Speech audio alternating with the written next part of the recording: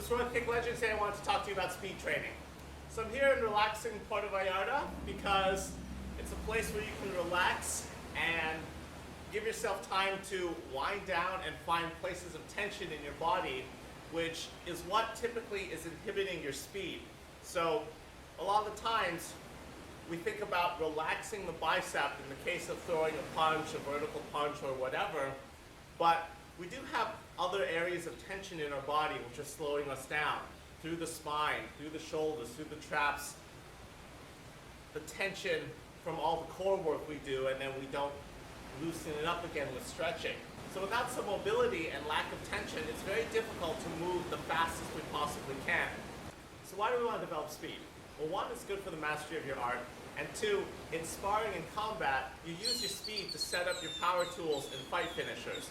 So you don't always want to just practice speed in isolation. You want to practice speed with the idea that you're setting up a more powerful shot and leading into finishing the fight.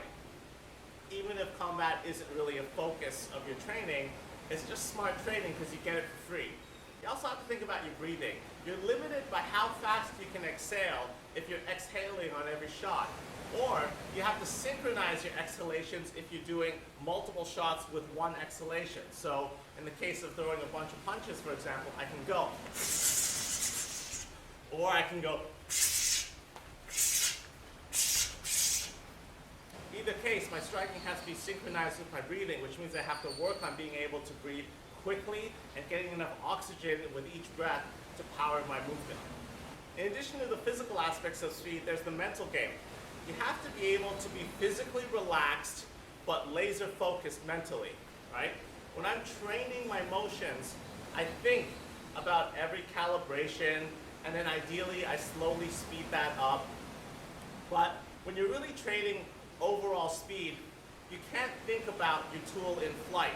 It won't get there nearly as fast as if you think about your tool at the target. In fact, maybe at the target and even returning for the next one. Speed training can be extended to kick training. I find that becomes a multi-stage process though, right? In the case of punching, as soon as one tool is at the target, I can more or less visualize the second tool at the target. For kicking, let's take the savate style. I get in position, and then I kick, and then I get in position, and then I kick. So for me, it becomes a two-stage visualization. I think, get my shoulder back in position, get into position, then kick, get into position, kick, get into position, kick. I feel that your kicking tends to fall apart if you don't visualize the kicks in multiple stages, at least if you're switching the line, right? For the tie kick, yeah, as soon as that kicks, I can visualize it coming back again. But I feel there's too many moving pieces in the case of kicking to visualize it all in one motion. So I tend to break it up into get into position, kick, get into position, kick. So we talked about setting up our power tools or finishing tools after throwing our fast shots.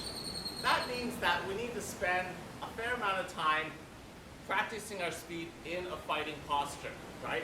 Rather than square stance, which maybe some traditional arts like, I'm going to practice something in my actual fighting leads.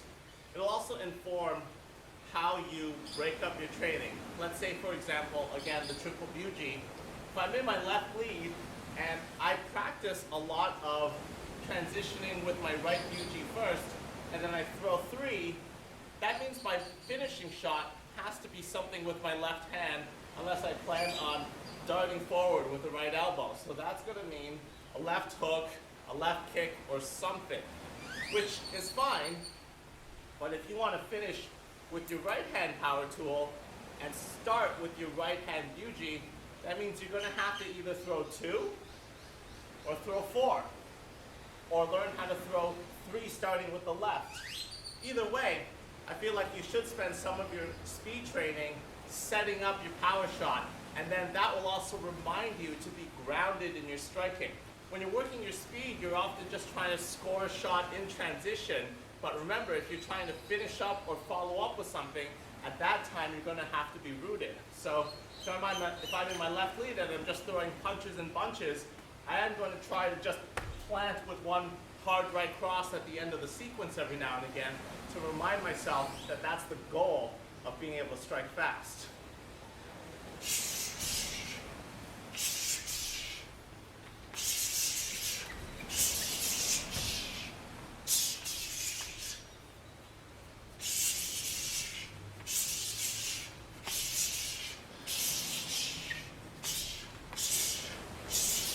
So when you're doing your speed training, you have to think about whether you're going to pull the shots up short or train full extension. They both have their use. Sometimes if we're in close, I'm not doing full extension. I just want maximum volume before I set up my finishing shots.